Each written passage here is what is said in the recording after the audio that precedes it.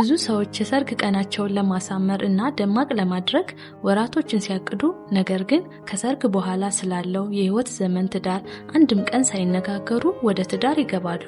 ከዛስ ከጥቂት ወራት በኋላ ያልጠበቁት ባህሪና ልዩነት ሲገጥማቸው እንዲህ አይነት ሰው መሆኑን አላቅም ነበረ እያሉ ይጸጸታሉ።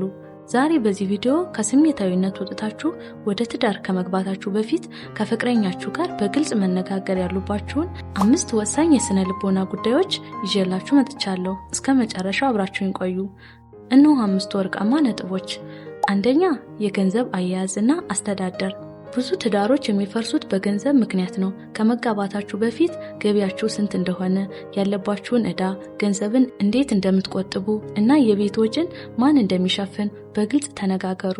ገንዘብ ላይ ግልጽነት ከሌለ ትዳር ላይ ሰላም አይኖርም። ሁለተኛ፣ የልጅ ፍላጎት እና አስተዳደግ። ሁለታችሁም ልጅ መውለድ ትፈልጋላችሁ። ስንት ልጅ፣ መቼ፣ አሊያም ደግሞ በተፈጥሮ ምክንያት ልጅ ባትወልዱ አማራጫችሁ ምንድን ነው? ይህ ጉዳይ ካገባን በኋላ እናስብበታለን ብሎ ማለፍ በኋላ ላይ ለከባድ የልብ ስብራት እና መለያየት ይዳርጋል። ሶስተኛ፣ ከቤተሰብ ጋር የሚኖራችሁ ደንበር። ካገባችሁ በኋላ የሁለታችሁን ቤተሰቦች እናት፣ አባት፣ ዘመዶች በትዳራችሁ ውስጥ ምን ያህል ጣልቃ እንዲገቡ ትፈቅዳላችሁ? የገንዘብ እርዳታ ለቤተሰብ ሲደረግስ እንዴት ይሁን? ይህንን ደንበር አስቀድማችሁ ካላሰመራችሁ የሌሎች ሰዎች ጣልቃ ገብነት ትዳራችሁን ያናውጠዋል። አራተኛ፣ አለመግባባትንና ግጭትን የመፍታት ልማድ። ስትጋጩ እንዴት ነው የምትፈቱት? አንዱ ሲቆጣ ሌላኛው ዝም ይላል ወይስ ሁለታችሁም ትጮኻላችሁ? በማኩረፍ፣ በመሰዳደብ ወይስ ቁጭ ብሎ በመነጋገር? ጤናማ የግጭት አፈታት ልማድ እንዳላችሁ ከመጋባታችሁ በፊት ማረጋገጥ ግድ ይላችኋል። አምስተኛ፣ የወደፊት ህልምና የህይወት እቅድ።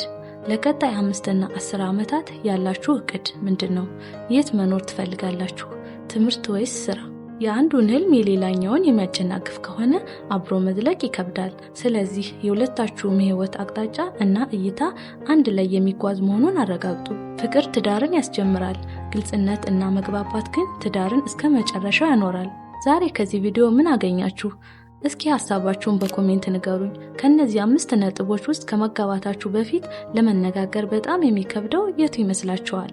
አእምሮን የሚያነቁ አዳዲስ የስነ ልቦና ትምህርቶችን በየቀኑ ለማግኘት ንቁ አእምሮን ሰብስክራይብ ያድርጉ።